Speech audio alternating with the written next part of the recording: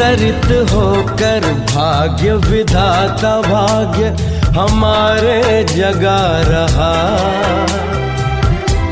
परमात्म शक्तियों वरदानों को प्यार से हम पर बरसा रहा। आपके आने से हर दिल में रूहानी रौनक, आपके आने से हर दिल में रूहानी रौनक, नैनों में प्रेम के मुख पे है खुशियों की झलक। हाथ में गुड़ों के गुलदस्तों से है स्वागत, अपनों का जहां ये स्वयं खुदा का है दर। ओम शांति। ओम शांति। वेलकम।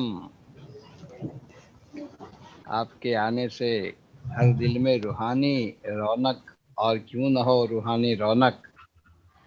भाइयों और बहनों, कुछ समय पहले हमने भाग 1 कहूँगा, भाग 1 गीता भागवत का भाग 1 हमने कुछ दिनों पहले सुना था, और कितनी सुंदर जीवन गाथा हमने आपकी सुनी। उस दिन 1 घंटा जैसे कम पड़ गया था। तो आज जहाँ से जीवन गाथा की बातें अधूरी रही थी, वो जीवन पन्ना अधूरा सा था, वो आज हम आगे बढ़ाएंगे, पूरा करेंगे। तो कहेंगे, आपके जीवन की कहानी के पन्ने पन्ने पर शिव बाबा का नाम लिखा है। आपके जीवन की कहानी के पन्ने पन्ने पर शिव बाबा का नाम लिखा है। आपका गोपी जैसा प्रेम है तो राधा जैसा प्यार है। आपकी मीरा जैसी तड़पन है, परमात्म प्यार में डूबा हुआ सारा ही आपका जीवन है, सारा ही आपका जीवन है। तो वो जो आपके जीवन के रंग है, वो रंग हमारे भी सब भाइयों बहनों के अंदर आज आप अपनी इस वाणी के द्वारा भर दे, यही शुभ भावना, शुभकामना। तो दीदी जी, वक्त ज़्यादा न लेते हुए हम चाहेंगे ज़्यादा से ज़्यादा हम आपको सुने, आपसे सुने, वो प्यार की गाथा आगे सुनते जाए और सुनते जाए। ओम शांति। ओम शांति। हमारे आदरणीय मिनेश भाई जी, आदरणीय डॉक्टर जयंत भाई जी, चंपा बहन जी और सभी बड़ौदा कारेली बाग निवासी परिवार से आज फिर से मिलना हो रहा है, और साथ साथ विश्व के परिवार से भी आपके इस प्लेटफॉर्म से मिलना होता है। और आपका यह कार्यक्रम प्राय सभी बहनों भाइयों का जब देखने को मिलता है तो बहुत ही अपनापन लगता है, बहुत ही अपनापन लगता है, और हम एक दूसरे के बहुत नजदीक आ जाते हैं। तो आज आपने हमें मौका दिया फिर से अनुभव सुनाने का। तो ये तो भागवत की कहानी है।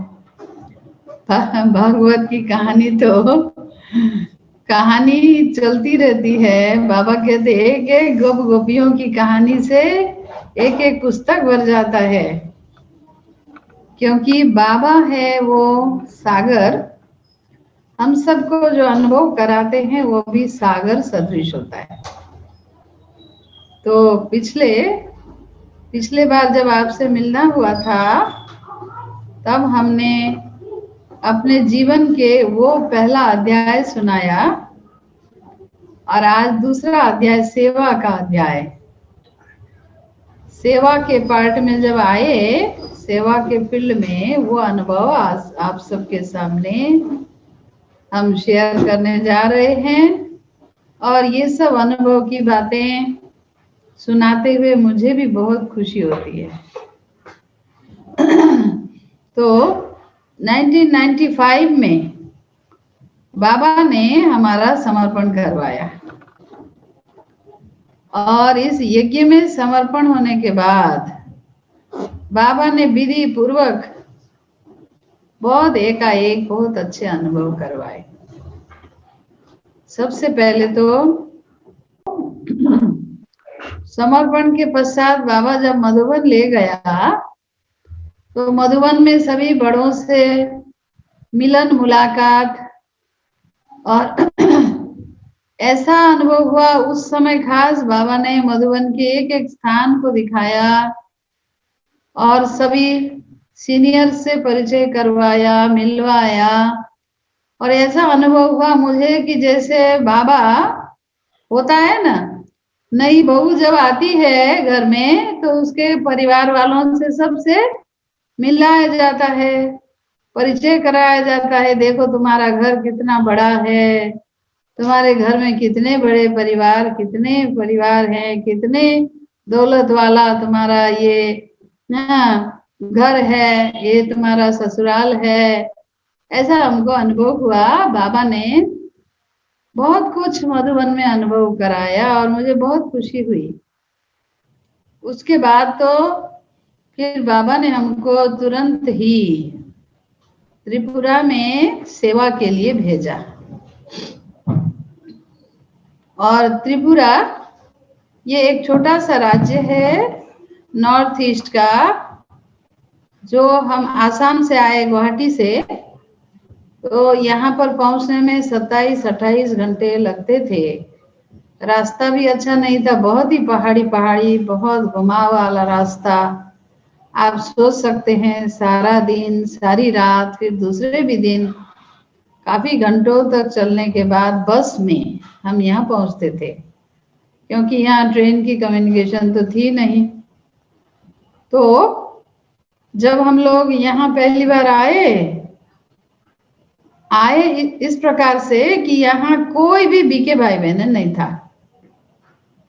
कोई एक भी बीके को, ब्रह्मा कुमार कुमारियों को नहीं जानता था। ईश्वरीय परिवार, ईश्वरीय विश्वविद्यालय के बारे में ही नहीं जानते थे।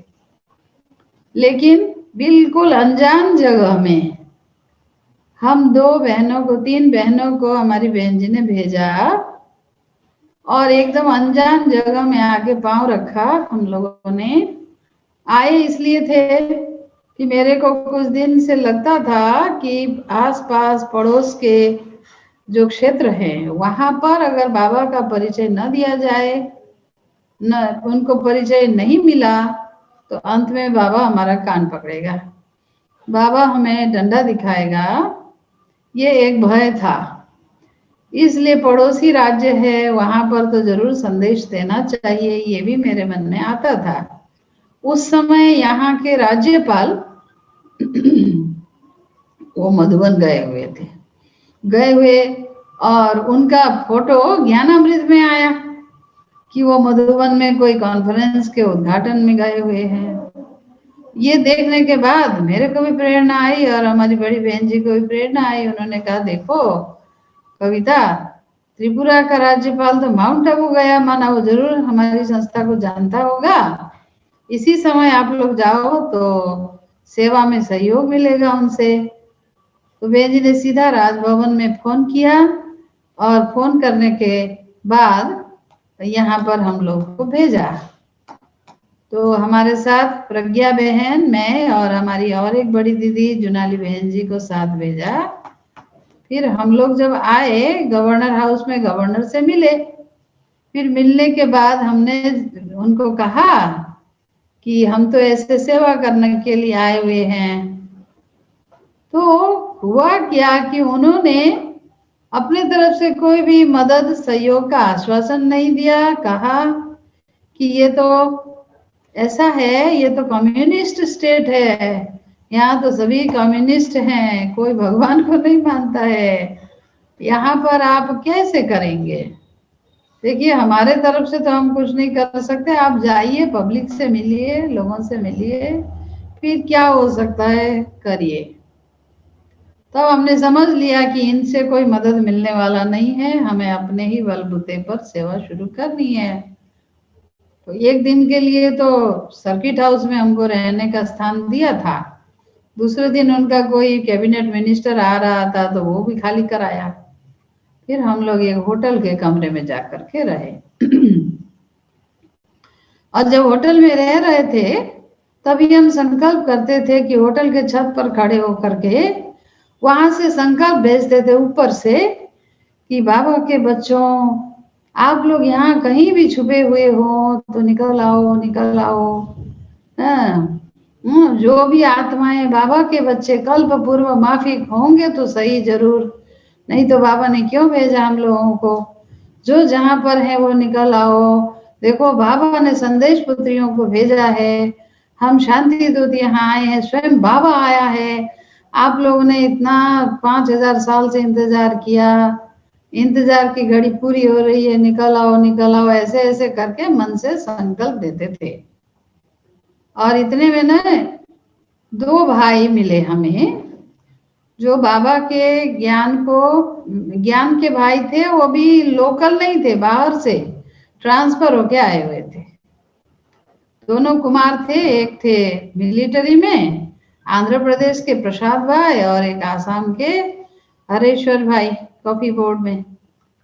तो उनका कांटेक्ट जैसे कैसे हो गया, और वो होटल में ही आए हमसे मिलने के लिए। तो हमें लगा कम से कम कोई तो मिला, तो फिर वो तो चले गए। तो एक दिन हम लोग होटल में रहे और हम लोग जा करके ढूंढने लगे कहाँ सेवा करें, क्या करें, कहाँ रहे। होटल में तो ज्यादा दिन रह भी नहीं सकते। तो जो हरेश्वर भाई रहता था वो वहां पर हम लोग पहुंचे। उसने कहा बहन जी आप लोग यहाँ रहो, एक ही कमरा बेचारे का भाड़ा था। वो निकल गया कमरा छोड़ करके, हमें कमरा दे दिया और उस कमरे में हम लोग रहने लगे। हम 2 बहनें और जो दीदी हमारे हमें छोड़ने के लिए आई थी, जुनाली दीदी, उनका मधुबन जाने का डेट था, वो हम दोनों को यहाँ छोड़कर चली गई। तो ऐसा लगा कि जैसे वो सीता को वनवास में छोड़ के चले गए थे ना, अकेले अनजान जगह में हम लोग दोनों बहनें रह गई। कहाँ जाना, किससे मिलना, क्या बात करना, कुछ नहीं पता था। लेकिन मन में ये था कि हम आए हैं बहुत कीमती चीज लेकर, वो है प्रभु का संदेश। तो जिस काम के लिए हम आए हैं वो काम करके छोड़ेंगे। तो हम लोग वहां पर उस भाई के कमरे में रहने लगे। कोई खटिया बिस्तर फर्नीचर कुछ भी नहीं। वो मिलिट्री का भाई ने 2 मिलिट्री कंबल ला के दिया।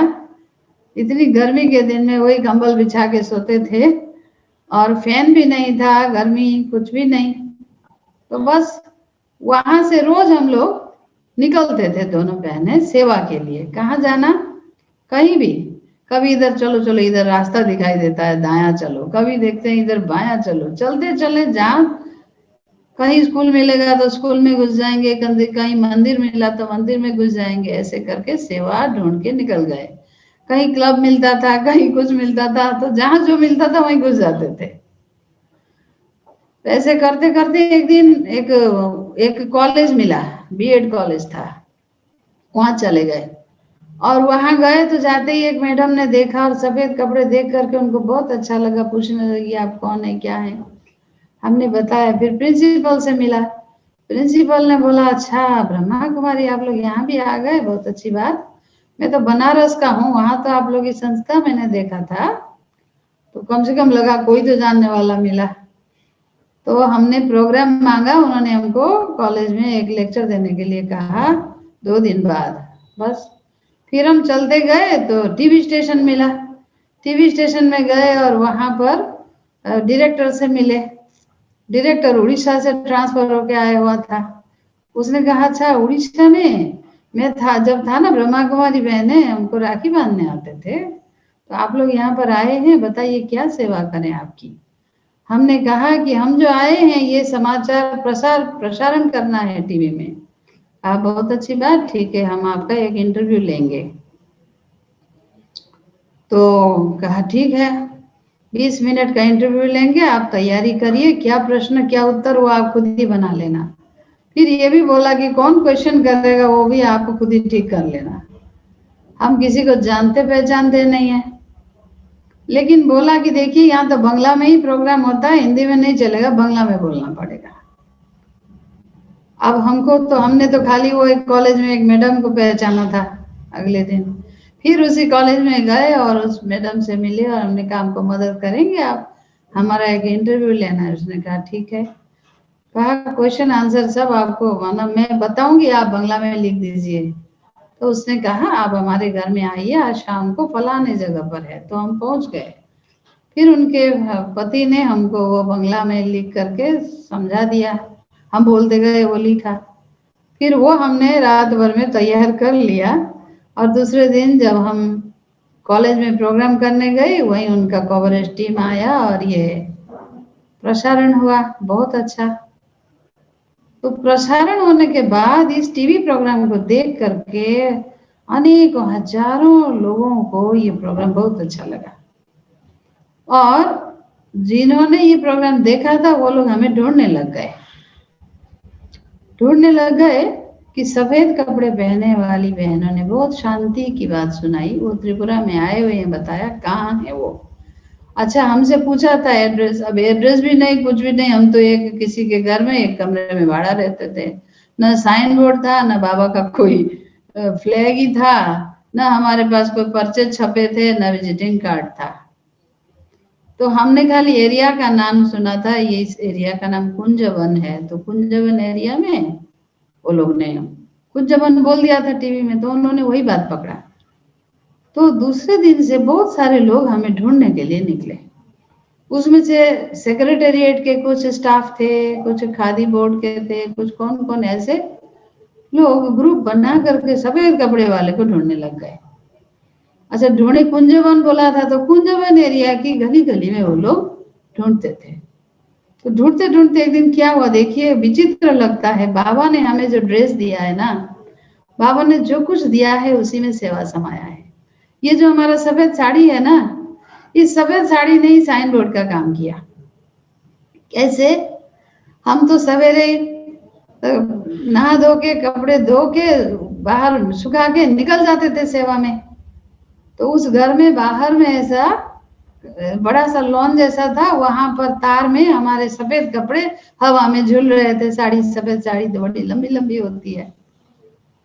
और वो लोग जब उस एरिया में ढूंढ रहे थे, तो हो ना हो उन्होंने एक घर में देखा, देखो इस घर में सफेद कपड़े हवा में हिल रहे हैं, शायद वो लोग सफेद साड़ी वाली बहनें इस घर में रहते हों। तब उन्होंने वहां आसपास के लोगों से पूछा, एक दर्जी का दुकान था, उसने बताया हाँ हाँ, यहाँ पर 2 सफेद ड्रेस पहनी हुई सिस्टर्स रहती हैं, पता नहीं क्या नौकरी करती हैं, सवेरे निकल जाती, शाम तक वापस आती है। तब उन्होंने उस घर में प्रवेश किया, घर की मालकिन को पूछा, मालकिन ने कहा हाँ हाँ 2 सिस्टर रहती हैं, लेकिन दिन में नहीं रहती हो, तो सुबह शाम ही रहती हैं, क्योंकि दिन में तो हम हर दिन सेवा के लिए निकलते थे।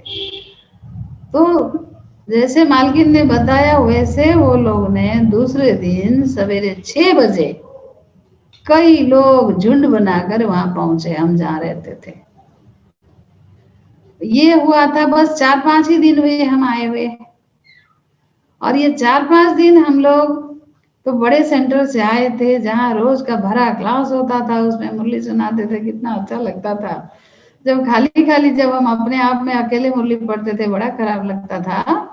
और हम बहनें सवेरे ही 2 घंटे योग भट्टी करते थे, और योग करके वही करते थे कि आत्माएं आ जाओ, कौन कहाँ हो, बाबा के बच्चे निकल आओ, ऐसे संकल्प कर करके संकल्पों को भेज देते थे। वो कहते हैं ना, शब्द भेदी बाण होते थे, संकल्प भेदी बाण हमें अनुभव होता है। हम संकल्प के बाण भेजते थे, और लगता है वो संकल्प के बाण जाकर किसी किसी आत्मा को शायद लग जाते थे। और तो बस सवेरे 6 बजे इतने लोग हमारे पास आ जाते हैं, और चात्रक नैनों से कहते, आपने क्या संदेश सुनाया टेलीविजन में, वो चीज हमें सुनाइए। तो हमने कहा तो बहुत अच्छी बात, प्यासे को क्या चाहिए पानी, भूखे को क्या चाहिए खाना, हमें क्या चाहिए सुनने वाले लोग। सुनने वाले लोग आ गए, हमें बड़ी खुशी हुई। कहाँ बिठाओ, बिठाने का तो भी जगह नहीं, वही जो कंबल दिया था भाई ने कंबल बिछाया और उसमें उनको बिठाया और कोर्स कराने लग गए। सवेरे सवेरे बहुत सारे लोग आके कोर्स किया, तो लगा कि बाबा ने सेवा भेजा है, बहुत अच्छा। फिर इतने में हम लोग रोज निकलते ही थे, दिन में निकलते, जाते जाते एक मंदिर में पहुंचे। रविवार का दिन था, मंदिर में कोई शिव का मंदिर था, तो कोई भक्त नहीं थे, खाली था। लेकिन उसी परिसर में और एक मंदिर था, राधे का मंदिर था। उस मंदिर में हम गए। और शिव के मंदिर में प्रवेश करते मैंने संकल्प किया, शिव बाबा आप यहाँ मूर्ति रूप में बैठे हुए हो और अभी तो चैतन्य में दुनिया में आप आ भी गए हो, हमें आपने यहाँ भेजा, अभी आप व्यवस्था करो सेवा का। सचमुच उस राधे के मंदिर में कुछ लोग कथा सुन रहे थे, एक पंडित जी कथा सुना रहे थे। हमने देखा हाँ हो ना हो यहाँ तो कुछ लोग बैठे हैं, कहीं ये लोग मिल जाए सुनाने के लिए, तो हम जाके खड़े हो गए और एक छोटा पंडित जी ने कहा कि बैठे रहो, तो हम बैठे रहे, इंतजार करते रहे। तो पूछा क्या चाहिए, हमने कहा हमको कुछ सुनाना है। बोला कि क्या सुनाएंगे, कौन सी कथा सुनाएंगे, हमने कहा हम तो शिव की कथा सुनाएंगे। बोला ठीक है बैठो। तो कथा चलते चलते बीच में शायद उनका इंटरवल हुआ और वो पंडित जी उठा, उधर थोड़ा साइड में गया कहीं बीड़ी उड़ी पीने के लिए। तो छोटा पंडित ने बड़े पंडित जी को कहा आसाम से 2 भक्त आए हैं, कुछ कथा सुनाना चाहते हैं। तो बड़े पंडित जी को तो रिलीफ ही मिला, उसने कहा दे दो इनको बिठा दो।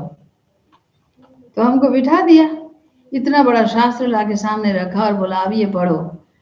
मैंने कहा नहीं नहीं शास्त्र नहीं पढ़ना, हमको तो अंदर से सुनाना है। बोला ठीक है। तो कुछ लोग जब बैठे थे मैं उनको बाबा की बातें सुनानी शुरू किया।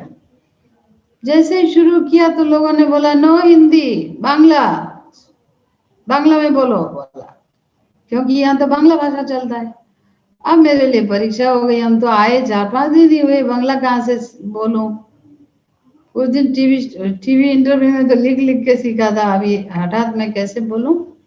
फिर भी मैंने सोचा कि अच्छा बाबा को याद करती हूँ। बाबा ने मुझे अव्यक्त वाणी का एक पॉइंट याद दिलाया कि बच्चे स्मृति का स्विच ऑन करो तो सब कुछ हाजिर होगा। यह अव्यक्त वाणी का पॉइंट याद आया, उन दिनों ये वाणी चली थी।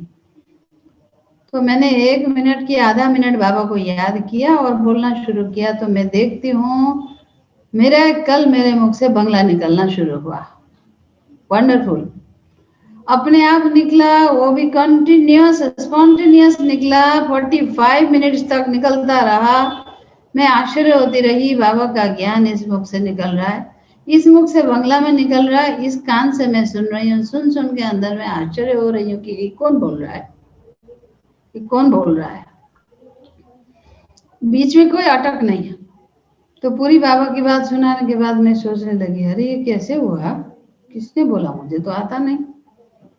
तो ये था बाबा का कमाल। और उस दिन जब ये सुनाया ना तो उस सुनते समय जो लोग बैठे थे वही लोग समाज के बड़े बड़े मुखिया लोग थे, अलग अलग संस्था के, अलग अलग सोसाइटी के, अलग अलग बड़ी बड़ी ऐसे जो उसके मुखिया लोग थे। तो वो लोगों ने कहा यही बात तो हमें चाहिए था, जो आपने सुनाया यही बात चाहिए था, अभी हम विस्तार से सुनना चाहते हैं, आप हमको समय दीजिए। तुरंत फटाफट हमें 4-5 निमंत्रण मिल गए उसी सभा में। किसी ने कहा हमारी संस्था में वार्षिक उत्सव है, आपको चीफ गेस्ट के रूप में बुलाएंगे, फलाने तारीख आएंगे। मैंने कहा जरूर। किसी ने कहा हमारा ऐसा प्रोग्राम है उसमें आपको की नोट स्पीकर के रूप में रखेंगे, आप आएंगे। मैंने कहा जरूर। ऐसे कई निमंत्रण मिले और वो लोग हमें अलग अलग दिन पर अपने अपने उन संस्थाओं में ले जाने लगे और वहाँ बहुत सारी ऑडियंस, तैयार ऑडियंस हमको मिल गई और हम माइक में बाबा का बात खुशी से सुनाने लगे। और जहाँ भी गए सुनाए, उसी सभा से कोई ना कोई बाबा का बच्चा निकला, उसी सभा से कोई ना कोई ब्राह्मण निकल गया और जो निकले वही बाबा के शुरू के पहले बैच के अच्छे बच्चे निकले। और इन सभी बच्चों के सहयोग से 1 महीना 10 दिन के अंदर सेंटर ही स्थापन हो गया। कैसे स्थापन हुआ, क्यों उन लोगों ने एक घर ढूंढा, ढूंढते ढूंढते एक घर, भाड़ा घर मिल गया और बस हम बहनों को कहा कि हम 1 जून के 1 तारीख यहाँ बाबा को बिठाएंगे। किसी ने खटिया खरीद के लाया, किसी ने चेयर खरीद के लाया, किसी ने माइक खरीद के लाया, किसी ने बर्तन खरीद के लाया और 1 दिन में जो थोड़ा बहुत मिनिमम चीजें चाहिए थी वो करके बाबा का सेंटर उस दिन शुरू कराया। अब रही मकान का किराया देना है, किराया कौन देगा। तो ये जो भाई हरेश्वर भाई और प्रसाद भाई थे, इन्होंने इनका भी अल्प वेतन था, परंतु उन्होंने अपने घर में खबर भेज दिया कि हम कुछ महीने तक घर में पैसा नहीं भेजेंगे, हम अभी सेवा में लगाएंगे। उनके घर वालों ने भी उन्हें सहमति दिया और उन भाइयों ने बहुत त्याग करके बाबा के घर का भाड़ा, किराया, जो भी जरूरत, सेवा शुरू किया। बस अब शुरू किया तो देखा एक अंदर गली के अंदर एक ऐसा घर था, उसकी खिड़कियां खोलने पर भी उजाला नहीं आता था, हवा भी नहीं, एकदम पीछे ऊंची ऊंची दीवारें, एकदम अंधेरा सा। मुझे लगा अरे बाबा ये क्या भावन है। फिर मैं सोचती थी कि कोई बात नहीं, महात्मा गांधी ने भी तो जेल का एक्सपीरियंस किया, जवाहरलाल नेहरू ने भी जेल का एक्सपीरियंस किया, तब तो देश को स्वतंत्र किया, तो हमें भी तो विश्व को स्वतंत्र करना है। समझ लो ये भी वो जेल का एक्सपीरियंस है। इसी के बीच में रह करके मुझे बहुत खुशी खुशी से सेवा करना है। फिर मैं अपने आप को नशा चढ़ाती थी, बड़ा अच्छा लगता था। जवाहरलाल नेहरू तो देश का नेता था, प्रधानमंत्री था, हर दिन वो अपनी बेटी को लेटर लिखता था, इंदिरा गांधी को, और उस लेटर में उसकी सारी नॉलेज, दूरदर्शिता, स्नेह, प्यार सब कुछ भरता था। प्रधानमंत्री था इसलिए ज्यादा में ज्यादा बेटी को भी प्रधानमंत्री तक बना पाया। और मेरा बाबा तो मुझे रोज लेटर लिखता है। जवाहरलाल नेहरू का किताब वो मैंने पढ़ा था, glimpses of the world history, उसमें देखा कि हर दिन लेटर नहीं होता था, कुछ दिन बाद का डेट होता था। और मेरा पिता मुझे डेली लेटर लिखता है, वो है मेरी मुरली, और उसका पिता प्रधानमंत्री, बेटी को प्रधानमंत्री बना पाया। मेरा पिता तो विश्व पिता है, विश्व सेवादारी है। वो मुझे क्या बनाएगा? अपने जैसा बनाएगा। तो मेरा पिता कितना ऊंचा और उनका लक्ष्य कितना ऊंचा और मेरा भाग्य कितना ऊंचा, उससे भी ज्यादा भाग्यवान मैं हूं, ऐसा हमारे दिल में आता था। तो इस प्रकार सेवा शुरू हुई। अच्छा, इसी बीच में एक बात, एक दिन का अनुभव मैं बताती हूँ। यहाँ अगरतला में जब सेवा शुरू हुई, अगरतला तो कैपिटल है, तो यहाँ से 1.5 घंटा की दूरी में उदयपुर एक शहर है, जहाँ पर माता त्रिपुरेश्वरी का मंदिर है। और त्रिपुरेश्वरी बहुत जागृत शक्तिशाली देवी हैं। इस रीजन के सभी बड़ी श्रद्धा रखते हैं। त्रिपुरेश्वरी माता का मंदिर 51 शक्तिपीठ में एक शक्तिपीठ है। तो किसी नए भाइयों ने कहा कि आप त्रिपुरा में आए हैं सेवा करने, त्रिपुरेश्वरी माता का दर्शन नहीं करेंगे तो नहीं होगा, हम आपको ले जाएंगे। तो वही गाड़ी लेके आया और हम लोग को त्रिपुरेश्वरी माता का दर्शन कराने ले गया। और जिस दिन हम जा रहे थे ना, रास्ते में हमें ऐसा क्या अनुभव हुआ, ऐसा खींच हुआ, जैसे कि वो मंदिर के ऊपर से चूड़ा से जैसे कोई शक्ति मुझे खींच रही है और मेरे अंदर एक अद्भुत खुशी बढ़ रही है। मुझे क्या अनुभव हो रहा है पता नहीं कब, मतलब गाड़ी जितना स्पीड से दौड़ रहा है उससे अधिक स्पीड से मेरा मन दौड़ रहा था। और मुझे लग रहा था एक एक्स्ट्रा पुल हो रही है, कोई एनर्जी की पुल हो रही है, ऐसा पुल हो रहा है। क्यों ऐसा हो रहा है मुझे समझ में नहीं आ रहा था। लेकिन जब हम वहां पर पहुंचे, एक अद्भुत अनुभव। और त्रिपुरेश्वरी माता के मंदिर में जाकर के हजारों भक्तों को तो देखा, लेकिन जब मूर्ति को भी देखा तो हमें अनुभव हुआ, अरे यहाँ तो मैं खुद खड़ी हूँ। बाबा ने मुझे यहाँ पर पहले से खड़ा किया हुआ है और इतने सारे भक्तों को कितने 100 वर्षों से बाबा अनुभव करा रहा है, दिला रहा है, वरदान दिला रहा है, उनका दुख दूर करा रहा है। इसलिए शायद यहाँ कल्प के बाद आने पर चैतन्य रूप में तो मैं पहली बार आई, इसलिए मुझे शायद बहुत पुल हो रहा था। मुझे अनुभव हुआ कि बाबा क्या अनुभव कराना चाहता है और मुझे मेरा कर्तव्य क्या रहेगा, मुझे आगे क्या करना है, भक्ति मार्ग में मेरा क्या रोल था, वो मुझे जैसे कि अनुभव होने लगा। तो वो एक अनुभव था। और इस प्रकार यहाँ पर सेंटर जब शुरू हुई तो अपने आप लोग आते थे साइन बोर्ड भी क्या, हमको साइन बोर्ड बनाने के लिए पैसे नहीं थे, हमने इतना सा छोटा सा एक बोर्ड बनाया था, 1-1.5 फुट का बोर्ड बना के एकदम गली के मुंह में, काफी लंबा गली था, वहां एक इलेक्ट्रिक के खंभे में लगा दिया था इतना सा बोर्ड कि यहाँ राजयोग सिखाया जाता है। बस इतना सा बोर्ड पढ़ के ऐसे लोग आते थे, सवेरे 6 बजे से लोगों का तांता लगता था कंटिन्यू। यहाँ तक हम बहने मुरली भी सुनाए, कोर्स भी कराए, फिर कोर्स कराए, करते करते नाश्ता खाने का समय नहीं मिलता था। और दूसरी बहन अंदर नाश्ता भी बनाती थी तो जाके खाऊं, वो भी समय नहीं मिलता था। ऐसे करते 10-11 बज जाता था और सारा दिन अखंड पाठ चलता था। मुझे लगा कि बाबा कैसे यहाँ सेवा करा रहा है। तो खैर इस प्रकार सेवा की शुरुआत हुई और शुरू के ही भाई बहने बहुत अच्छे निकले, उनको देख करके बहुत सारे भाई बहने निकले। परंतु यहाँ पर एक बहुत बड़ी विघन आई खान पान को लेकर, क्योंकि यहाँ पर वेजिटेरियन खाना कोई नहीं खाता है। यहाँ तो मछली का रिवाज बहुत बड़ा है और मछली को तो बहुत अच्छा शुभ माना जाता है। मछली को शुभ माना जाता है। आप सोचिए, कोई भी शुभ कार्य में मछली होना जरूरी है। शादी में भी मछली उपहार दिया जाता है और श्राद्ध के बाद भी, कोई किसी के माँ बाप मर भी जाते हैं तो भी श्राद्ध के बाद 1 दिन या 2 दिन बाद मोक्ष स्पर्श बोल करके मछली खिलाने का फेस्टिवल ही होता है। और शादीशुदा माताओं के लिए मछली छोड़ना माना बहुत बड़ा बात है। तो घर के लोग, उनके सासू वगैरह बड़े लोग कहते हैं, तुम्हारा पति जिंदा है और तुमने मछली खाना छोड़ दिया, माना क्या तुम विधवा बनने का प्रैक्टिस कर रही हो और पति को तुमने मार दिया, इस प्रकार की बातें। तो माताओं के लिए तो बहुत बड़ी बात हो गई, माताएं सभी भाइयों के लिए। लेकिन हमने देखा बाबा का यहाँ कुछ विशेष वरदान है जो शुरू से भाई बहन इजीली छोड़ पाए। और शुरू के भाई बहन ने वेजिटेरियन बनना शुरू किया तो उन्हें देख करके अनेक आत्माएं निकल आए।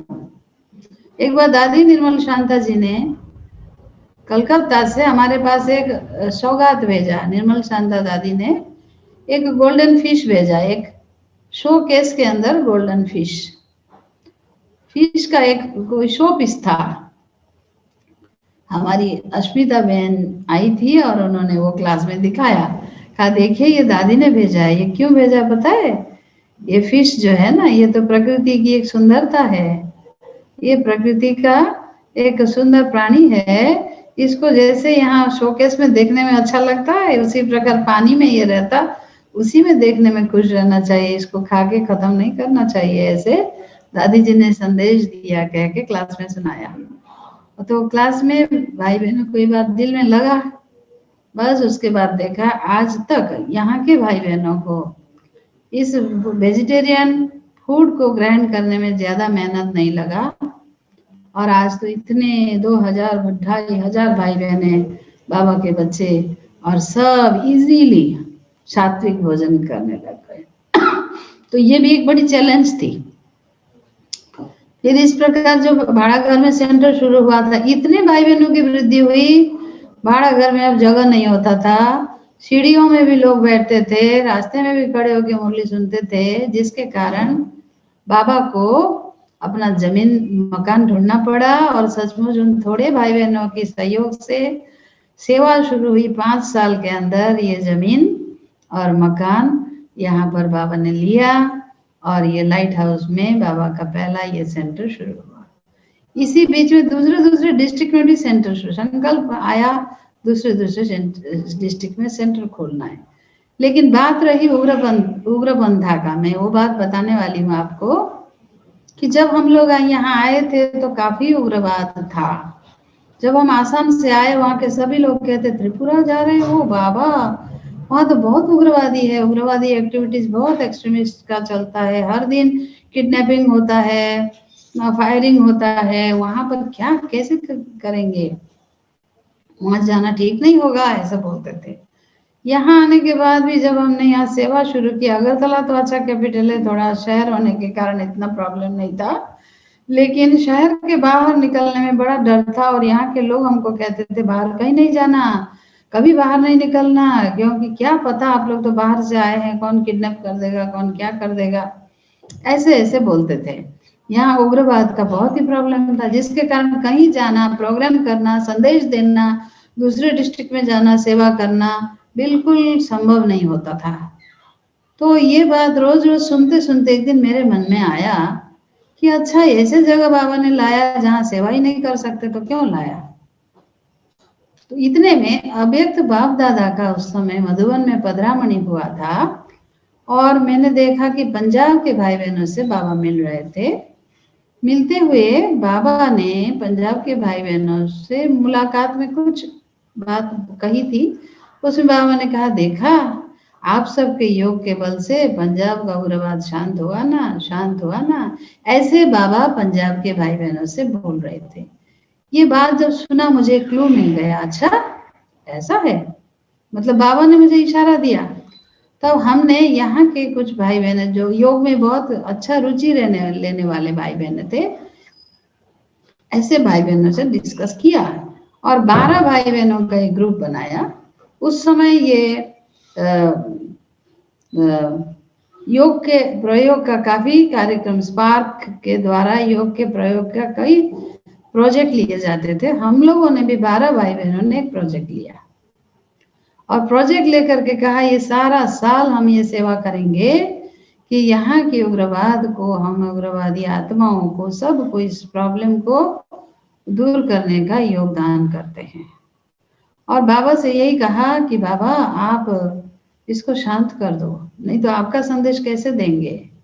फिर अंदर में आया, नहीं दुनिया की स्थिति तो और बिगड़ने वाली है।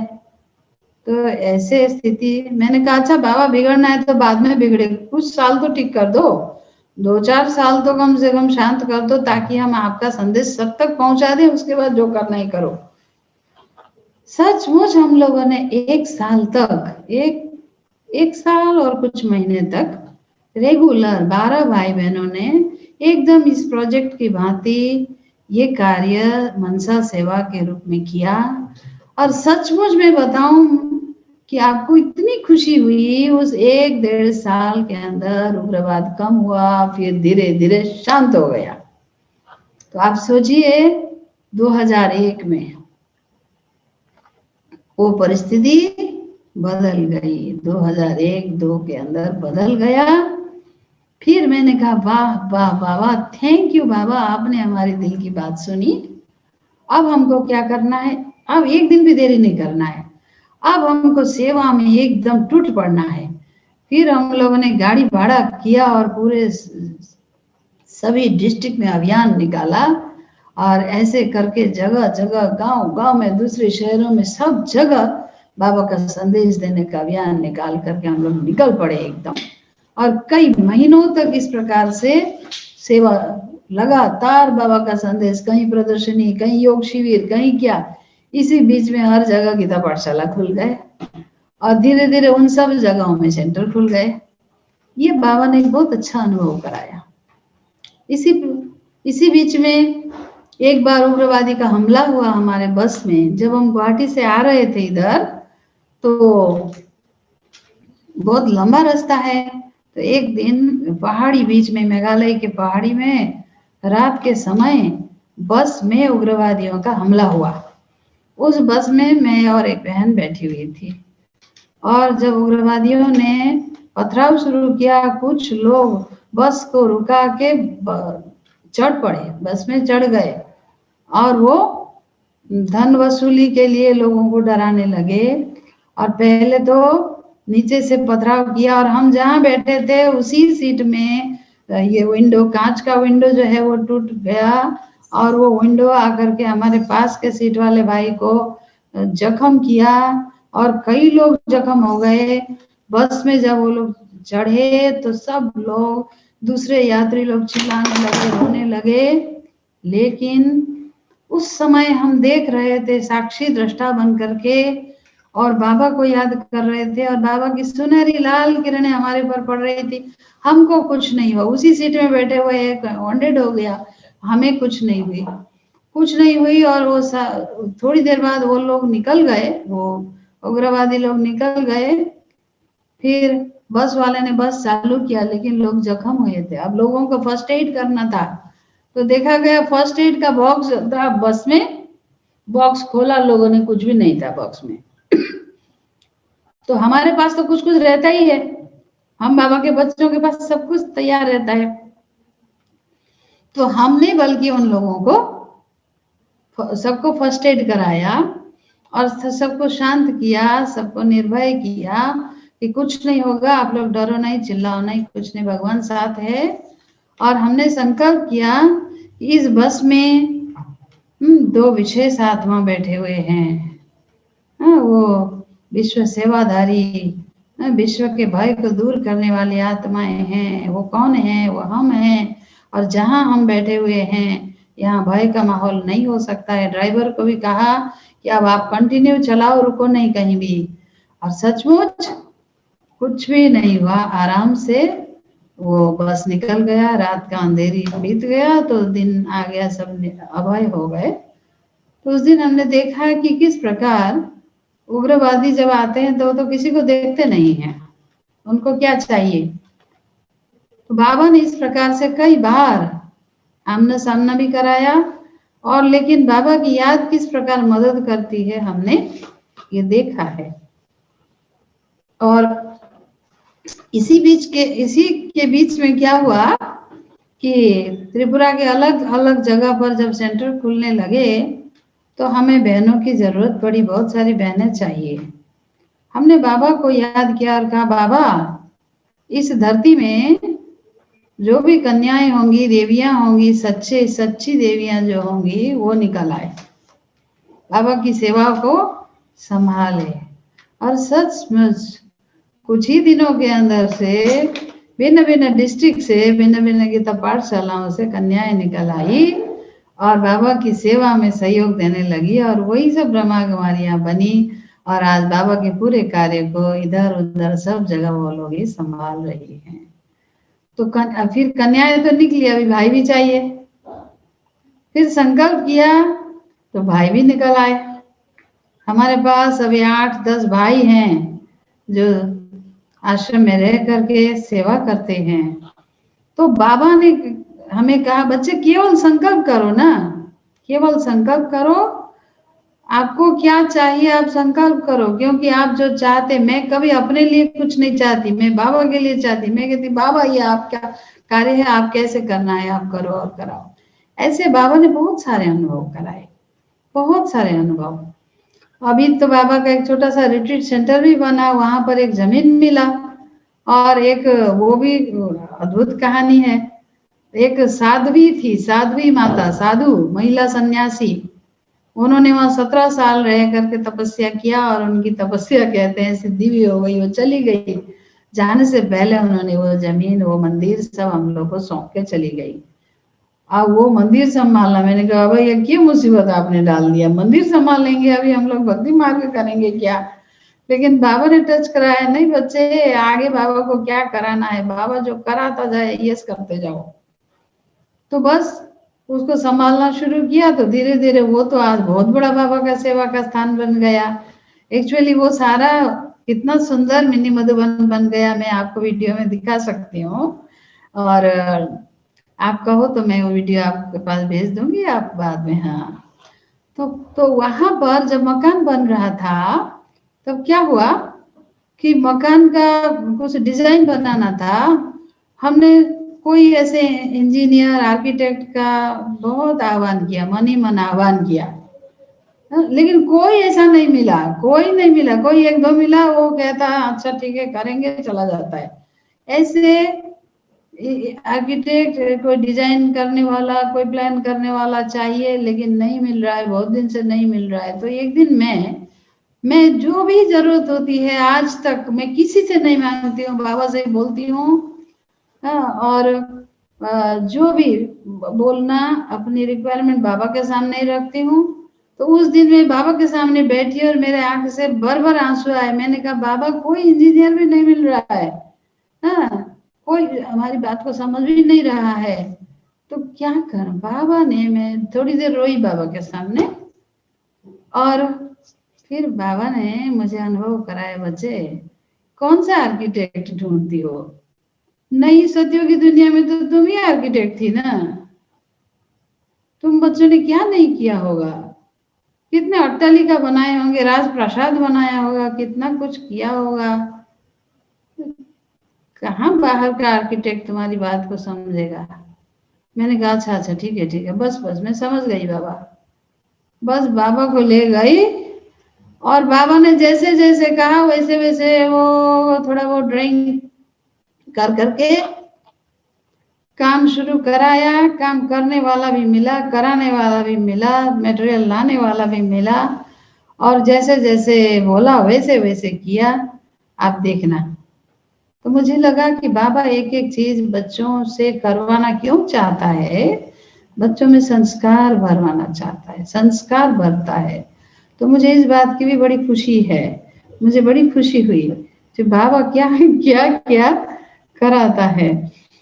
तो अच्छा, अब इस बीच में बांग्लादेश की सेवा का चैप्टर नया शुरू हुआ, क्योंकि बांग्लादेश यहाँ से बिल्कुल नजदीक है, एकदम नजदीक है। क्यों, त्रिपुरा स्टेट तो 3 साइड बांग्लादेश से घिरा हुआ है और नजदीक ही है। तो ये भी डर था कि इधर से भी बाबा डंडा मारेगा बांग्लादेश के लोगों को, बाबा का संदेश नहीं दिया तो। इसलिए हम लोगों ने पासपोर्ट बनाया सन 2000 में, और 2 बहनें हम वहाँ गए, और एक भाई थे जो भी मधुबन में है, जय किशन भाई। वो भाई वहाँ के थोड़े जानकार थे, उन्होंने कहा वो हमको गाइड बन के ले गए। और बांग्लादेश में जा करके हमने तो बस सप्ताह 10 दिन का वीजा निकाला और सेवा करने गए। तो पहले वो ले गया चट्टग्राम में, जो सेकंड सिटी था।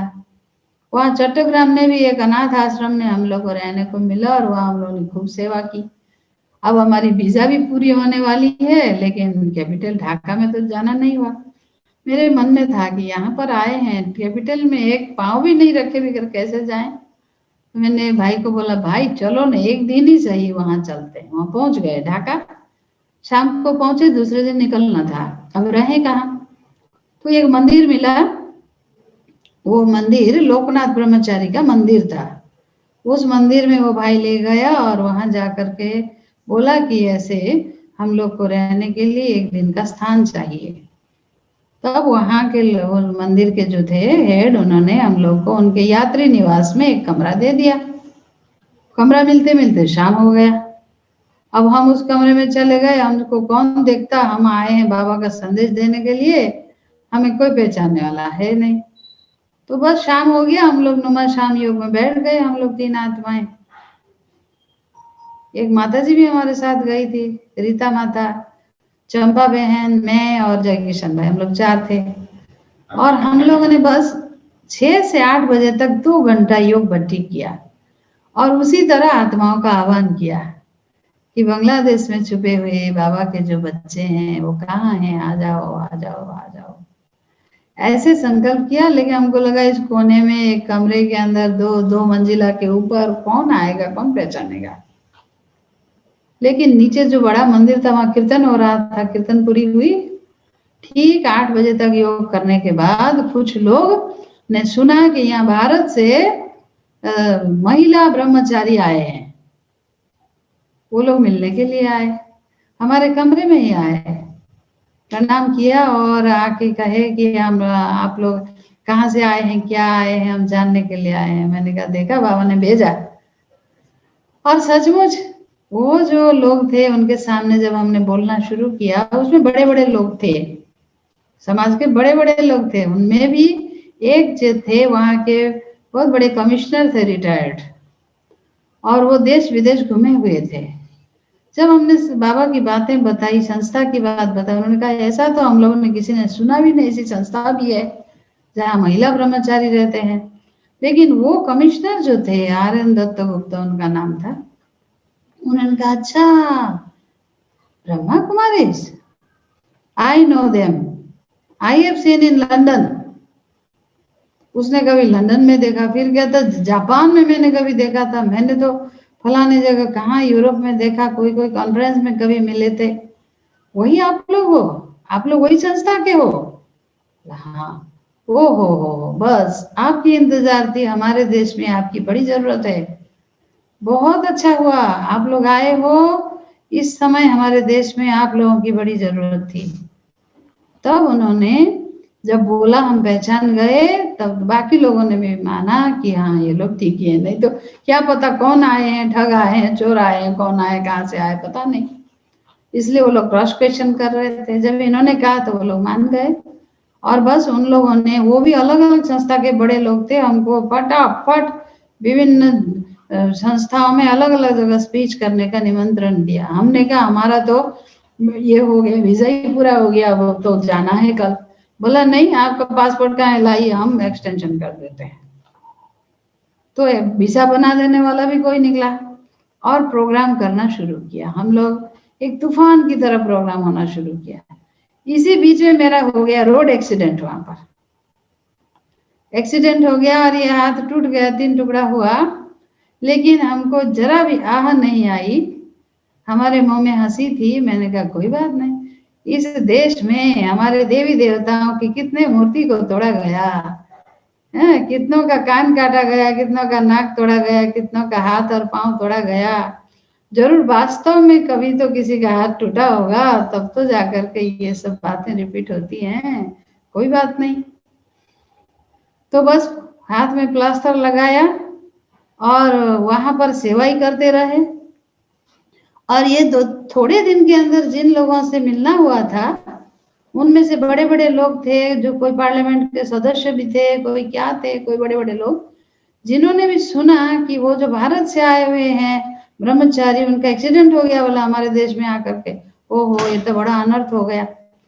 तो वो एक्सीडेंट सुन करके अधिक से अधिक लोग हमें देखने के लिए, हमें ये सहानुभूति दिखाने के लिए बहुत सारे लोग हमारे ही स्थान पर मिलने के लिए आए। और ये भी एक सेवा का ही साधन बना। उनको बैठे बैठे कोर्स कराने लग गए और वहां पर ज्ञान का बीज पड़ने लगा। फिर हमने कहा अब तो हमको जाना है। वो लोग कहते हैं नहीं, आप जो कह रहे 7 दिन का कोर्स, 7 दिन का, वो करा के जाना। फिर वहां पर एक संस्था था, बांग्लादेश जातीय हिंदू समाज संस्कार समिति, ऐसा कुछ था।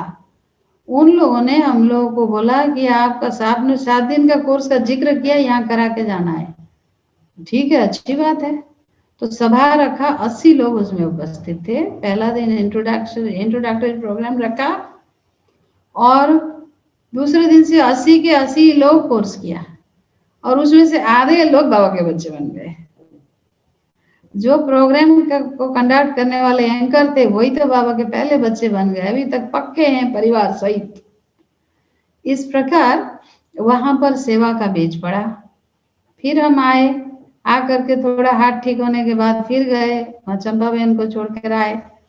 फिर उसके बाद जब हम गए तो जन्माष्टमी का समय था और उन्होंने इतनी बड़ी सभा रखी, 20,000 लोगों की एक सभा में हमें बुलाया।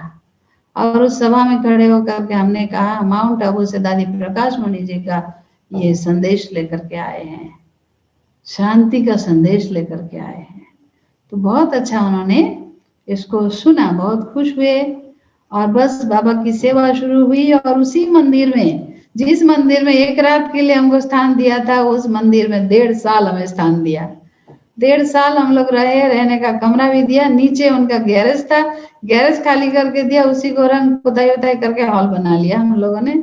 और पूरी क्लास जम गई, और इतनी अच्छी क्लास जम गई। और देखा कि मंदिर में आने वाले लोग तो अब उधर न जाके इधर आने लगे, इधर रेगुलर आके क्लास करने लगे। मंदिर तो खाली होने लगा। अब मंदिर को वालों को लगा कि ये क्या बात है, उनको थोड़ा ठीक नहीं लगने लगा और वो लोग आपस में बातचीत करने लगे कि अब इस संस्था को कितना दिन यहाँ पर स्थान देंगे। लेकिन उन्होंने हमें नहीं निकाला, उनके निकालने से पहले बाबा ने अपनी व्यवस्था कर लिया और एक दूसरे स्थान में, बहुत अच्छा बड़ा स्थान में बाबा ने शिफ्ट करा दिया। और आज वहां पर कितना 9,000 स्क्वायर फुट के ऊपर 2 मंजिल में बाबा की सेवा सेंटर है। और 2-3 और भी सेंटर है। वहाँ मुस्लिम भाई बहनें भी आते हैं, हिंदू तो आते ही हैं। और मुस्लिम भाई बहनों को ये कंसेप्ट बहुत अच्छा लगा, क्योंकि इसमें निराकार नूर ज्योति स्वरूप शिव बाबा का कंसेप्ट है, इसलिए उनको भी बहुत अच्छा लगता है। वो भी सहयोगी हैं और कोर्स के लिए तो बहुत आते हैं, बाकी मुरली सुनने भी आते हैं, पक्के भी कुछ बने हैं। इस प्रकार बाबा की सेवा अभी हो रही है, अच्छी बढ़ रही है वहां पर। तो सेवा की कहानी में बाबा का इस प्रकार और भी बहुत सारी बातें हैं, परंतु जो जो मूल बात हमको याद आया वो आपके सामने शेयर किया। मैं समझती हूँ समय हो गया होगा या 5-1 मिनट सुनाओ ना, समय भले हुआ है लेकिन 5-1 मिनट और सुना दीजिए। अच्छा अच्छा। तो इस प्रकार देखिए बाबा ने, हमने वहां पर बांग्लादेश में जाकर देखा, वहां भी जब शुरू किया ना तो कोई साइन बोर्ड नहीं, कोई लिफलेट नहीं, वहां पर तो एक दूसरा देश है। लेकिन वो जो मंदिर जहाँ पर रहे थे वहां शाम को रोज प्रार्थना जब होता था, आरती होती थी, उस आरती में भिन्न भिन्न जगह से बहुत लोग आते थे। और उस आरती के समय, आरती के बाद हमको थोड़ा बहुत बोलने के लिए मौका देते थे। और जब हम बोलने लगे तो उनमें से सुने हुए लोगों को बहुत अच्छा लगा। उनमें से यूनिवर्सिटी के कुछ स्टूडेंट मिले, कोई प्रोफेसर मिले, ढाका यूनिवर्सिटी इतनी पुरानी और बहुत नामी यूनिवर्सिटी है। तो उस यूनिवर्सिटी में उन्होंने हमको बुलाया और इतना अच्छा प्रोग्राम कराया। और उनका कोई वार्षिक उत्सव था, उसमें उन्होंने बहुत बड़ा जुलूस निकाला था। जुलूस निकाला था और एक टेबलू बनाया था घोड़ा गाड़ी का, और टेबलू में किसको बिठाने का उनको पता नहीं था। टेबलू सजाया था और किसको बिठाना पता नहीं किसके लिए बनाया था, और हम दो बहनों को उस टेबलू में बिठा दिया घोड़े गाड़ी में। और इतनी बड़ी प्रोसेशन में सारा शहर में हम सबको घुमाया। और हमें लगा कि बाबा ऐसे वरदान दे रहा है हम लोगों के द्वारा कि इन आत्माओं का भी सचमुच परमात्मा से मिलन हो जाए, है इनको भी जीवन मुक्ति नहीं तो मुक्ति का भी कम से कम संदेश मिल जाए। ऐसे ऐसे करके बाबा ने बहुत वहां पर ये सेवा करवाया। और इस प्रकार वहां पर कई बातों में बाधाएं भी आई, लेकिन बाबा ने कभी भी कुछ दूसरा अनुभव होने नहीं दिया। इजीली बाबा का कार्यक्रम, बाबा की सेवा वहां पर अच्छी तरह चल रही है, अभी भी चल रही है। अभी लॉकडाउन के पीरियड में भी देखिए बाबा की सेवा वहां पर चल रही है, सेंटर चल रहा है। और यहाँ त्रिपुरा में भी बहुत सारे सेंटर्स चल रहे हैं। एक बार यहाँ पर हमने संकल्प लिया कि त्रिपुरा में जितने भी सेंटर हैं, 1-2 का ही अपना जमीन मकान हुआ था, बाकी तो सब भाड़े के मकान में थे। और हमने संकल्प लिया कि नहीं, बाबा के ईश्वरीय भी इतना बड़ा विश्वविद्यालय भाड़े के मकान में शोभा नहीं देता है। तो इस संकल्प को लेकर के कुछ दिन योग किया, कुछ ही महीनों के अंदर हर सेंटर को जमीन मिला, हर सेंटर का मकान बनने लग गया। और अभी प्राय सेंटर्स 16 सेंटर में से अब देखिए 1-2 ही भाड़े पर है, सब अपने जमीन मकान के ऊपर खड़े हो गए। तो बाबा कहता है बच्चे संकल्प करो, और ये बाबा कहता है कि आप खुद मालिक हो, जो चाहे मेरे से ले सकते हो। तो मैं बहुत अच्छा ये अनुभव करती हूँ सर्व संबंध बाबा के साथ। जब भी कोई बातें शेयर करनी होती है मैं बाबा से शेयर करती हूँ। कोई भी प्रॉब्लम आती है मैं बाबा को कहती हूँ, बाबा ये प्रॉब्लम है, आप इसको ठीक करो। कोई आत्माएं जब कोई बच्चे, बाबा के बच्चे जब कोई प्रॉब्लम लेकर के आते हैं, कोई दुखी होके आते हैं, कोई प्रॉब्लम लेके आते हैं, तो मैं कहती हूँ मैं तो क्या प्रॉब्लम सोल्व कर सकूंगी, सोल्व करने वाला तो मेरा बाबा बैठा हुआ है। फिर मैं क्या करती हूँ, मैं उस आत्मा को बाबा की गोदी में दे देती हूँ। हाँ, मैं बाबा को कहती, बाबा ये आपका बच्चा है, आप संभालो, आपकी गोदी में। मैं फील करती हूँ कि बाबा की गोदी में छोटा बच्चा बन के मैं इज्जत दे देती हूँ। और मुझे लगता है बाबा उसको गोदी में ले लेता, फिर कहते बाबा इसका क्या समस्या है, इसका क्या दुख है, इसकी क्या प्रॉब्लम हुआ, आप सुनो, आप जानो, आप इसको ठीक करो, आप ही सब कुछ आपको छोड़ दिया मैंने। और सचमुच बाबा ठीक कर देता है, बाबा ठीक कर देता है। जैसे कई बीमार होते हैं, कोई दूर से फोन करते हैं कि बहुत तकलीफ है, ये है, तो मैं उनको भी बाबा की गोदी में दे के कहती, बाबा इनकी पीड़ा हरना है, वो आप करो, आप ही डॉक्टर हो। सचमुच उधर से दूसरे दिन या कुछ दिन बाद खबर आता है, फोन आता है कि उस दिन से मेरी पीड़ा कम हो गई, उस दिन से ठीक होने लगा, उस दिन से तबीयत ठीक, उस दिन से तकलीफ खत्म। ये मैंने प्रैक्टिकल, यहाँ पर एक डॉक्टर भाई हैं, वो डॉक्टर भाई खुद एक बार बीमार हो गए, मद्रास में गए थे, उनको कोई ऑपरेशन हुआ और उनको बहुत पेन हो रहा था, और वो डॉक्टर आदमी रो रो के मुझे फोन किया, बहन जी इतना पेन है, मैं क्या करूं, सहन नहीं कर सक रहा हूँ। मैंने कहा अच्छा कुछ नहीं होगा, सारा पेन दूर करने वाला बाबा है, अभी मैं बाबा को याद करती हूँ, आप भी याद में बैठो। और सचमुच मैंने घड़ी देख करके 20 मिनट उस आत्मा को बाबा के नीचे बिठाया, और दूसरे दिन उसने फोन करके बोला, बहन जी आपको फोन करने के 20 मिनट बाद मेरा दर्द कम हो गया, अभी तक दर्द गायब हो गया, मैं ठीक हो गया बहन जी। तो बाबा अनुभव कराता है, बच्चे मैं तुम्हारी सेवा में हरदम उपस्थित हूँ, तुम मुझे यूज करो। बाबा कहते तुम मुझे यूज करो माना बाबा के कार्य में, बाबा के बच्चों के कार्य में, बाबा की सेवा में, जब जहां जरूरत, जो जरूरत बाबा को आप बुलाओ। इसी प्रकार यहाँ पर जब शुरू में सेंटर खुला था, उसके 2 ही साल बाद यहाँ पर हेल्थ मेला हुआ, हेल्थ मेला।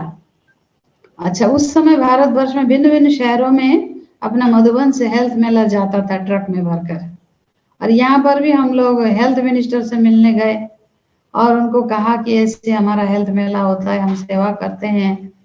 उसने कहा अच्छा हेल्थ मेला, ये तो बहुत अच्छी बात है, हमको सेंट्रल गवर्नमेंट से प्रोजेक्ट आया है, लेकिन कैसे करना चाहिए, क्या करना चाहिए, हमारे पास कोई कंसेप्ट नहीं है, आपके पास कंसेप्ट है? मैंने कहा हाँ है, हमारे पास है, हाँ आप हमें दायित्व देंगे तो हम करेंगे।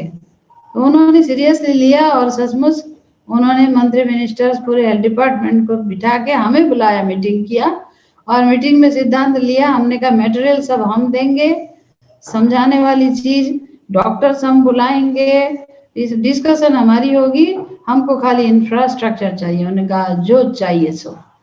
पूरे फील्ड में मेला का आयोजन उन्होंने कर दिया, इलेक्ट्रिसिटी से लेकर पंडाल से लेकर प्रचार, एवरीथिंग उन्होंने किया, और वो पर्चा भी छपाया, Brahma Kumari with collaboration of Tripura government.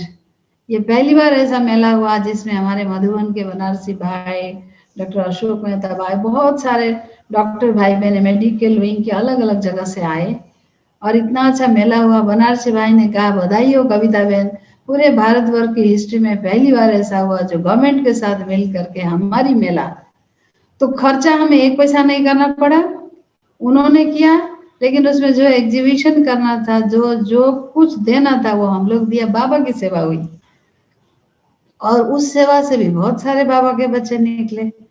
तब से लेकर के हर साल गवर्नमेंट का ये मेला चलता था, फिर डिस्ट्रिक्ट लेवल पर भी गया, हर मेले में वो हमें बुलाते हैं और बुला के स्टॉल देते हैं। अभी भी यहाँ इंडस्ट्री फेयर चल रहा है गवर्नमेंट की तरफ से, वो खुद सामने से बुला के हमें स्टॉल दे के कहते हैं कि आप ये कराओ। फिर यहाँ पर हम लोगों ने नशा मुक्ति अभियान शुरू किया, और वो अभियान भी 2 पार्ट में 4-5 साल तक चला पूरे स्टेट में, उसकी भी बहुत अच्छी रिजल्ट निकली। इस प्रकार बाबा की सेवा चल रही है। बाकी मैंने अपने जीवन में ये धारणा अपनाई है कि मुझे सदा मेहमान बन करके ही रहना है, क्योंकि बाबा का एक महावाक्य मुझे याद आता है, मेहमान बनो तो महान बनेंगे। इसलिए मैं अपने आप को मेहमान समझती हूँ। जैसे मेहमान कुछ दिन के लिए आता है, जहाँ रहता है वो कमरा, वो बिस्तरा, वो फर्नीचर, वो सब कुछ यूज करने को उसको मिलता है, लेकिन जब तक रहना है तभी यूज करने का है। कोई भी चीज मेरा नहीं होता, जाना है जिस दिन बस अपनी सूटकेस लेके चल देना है। मैं भी यही सोचती हूँ कि मैं यहाँ मेहमान हूँ, मैं यहाँ मेहमान हूँ। ये मेहमान की भावना से मुझे बहुत हल्कापन अनुभव होता है। ये एक बहुत बड़ी बात है। दूसरी बात, मैंने ये धारणा अपनाई है कि सेवा बाबा की है, बाबा किसी न किसी के द्वारा कराएगा ही। पहले जब कोई बात आती थी तो मैं थोड़ा सोचती थी, चिंतन भी करती थी, थोड़ा भारी भी हो जाती थी, लेकिन बाबा ने मुझे सिखाया, बच्चे सेवा किसकी है? बाबा की है। तो चिंता भी वही करे, सब कुछ वही करेगा, आप केवल अपना वाला पार्ट प्ले करते जाओ, बाकी बाबा किसके द्वारा क्या कराना है बाबा कराएगा। सचमुच मैं बाबा को बुला के जिम्मेवारी दे देती हूँ, बाबा ये सेवा करना, ये करना, अभी आप जानो कैसे संभालोगे, किसके द्वारा कराओगे कराओ।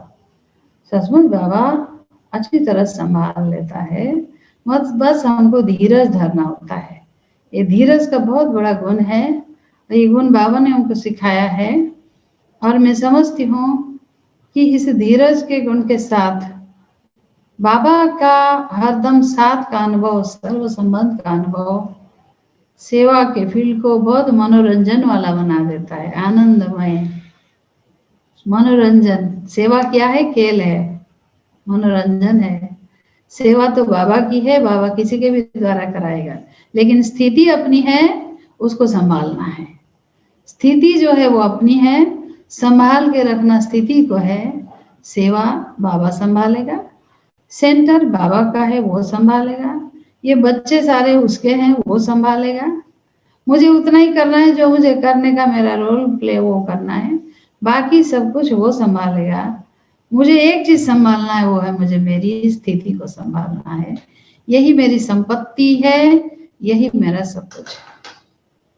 तो ये मेरा संक्षिप्त अनुभव है। और अनुभव की बात कहें तो वो कहाँ से उमड़ के आता है, कितनी सारी स्मृतियां आती हैं, उनमें से जो थोड़े चुने हुए आपको सुनाए। आपने हमें मौका दिया, हमें बहुत अच्छा लगा। और लेकिन और जो बहनें हमारे सीनियर्स जो सुनाते हैं, भाई जो सुनाते हैं ये शिव स्मृति प्लेटफॉर्म पर, उसका हम बहुत आनंद ले रहे हैं, हमें बहुत अच्छा लगता है। जी बहुत अच्छी बात है, थैंक यू। आपको सुनते हैं ना तो खुशियों के फव्वारे छूटते हैं। हाँ तो इतनी आपकी मीठी मीठी प्यारी प्यारी बातें हैं कि बस सुनो तो सुनते ही रहो। तो आपने कहा भाई आपने संकल्प किए तो भाई सब आत्माएं आ गई, छत पे जाके आह्वान किया। फिर जब आपने आह्वान किया तो कुमारियां भी आ गई, आपने आह्वान किया तो भाई या कुमार भी आ गए, आह्वान किया तो किराए के मकान की जगह पे स्थान भी मिल गए। तो फिर मुझे सवाल उठा, अभी आपका क्या संकल्प चल रहा है दीदी, ये बताओ, ये तो नहीं बताया आपने। अभी क्या चल रहा है, वो करंट सिचुएशन क्या है? अभी संकल्प चल रहा है कि एक एक ब्राह्मण बाबा के बच्चे समय की वैल्यू को अच्छी तरह समझे। ये बीतता हुआ समय थोड़ा जो बचा है, हर कोई बेस्ट यूटिलाइज करे और इस थोड़े समय में बहुत अपना कमाई जमा करके अपना भविष्य बहुत ऊंचा बनाए। हर कोई ब्राह्मण सियाना बने, समझदार बने, इस समय के तोहफे को फूल अच्छी तरह से फायदा ले, ये मेरा संकल्प।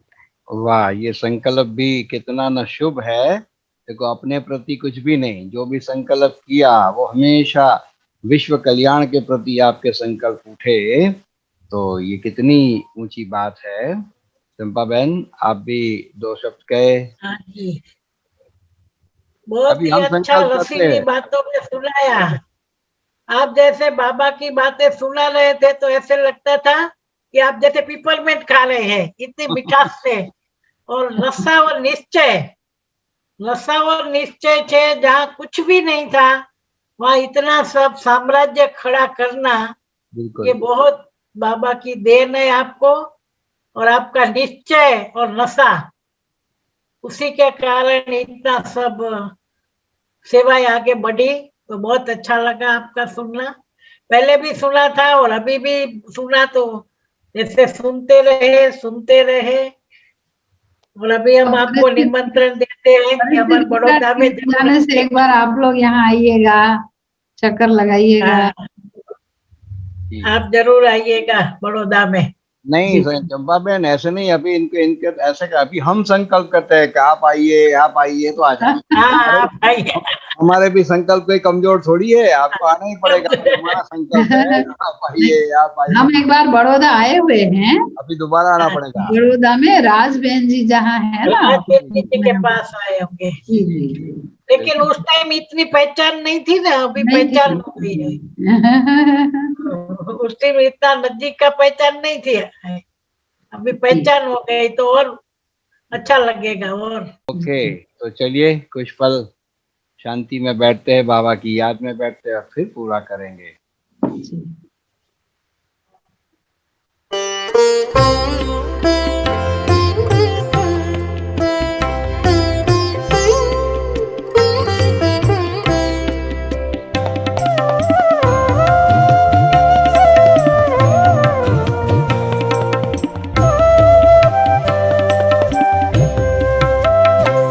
इतनी कृपा हुई कि हम कृतकृत्य हो गए। इतनी कृपा हुई कि हम कृतकृत्य हो गए। प्रभु स्नेह से हमारे प्राण सिक्त हो गए। प्रभु स्नेह से हम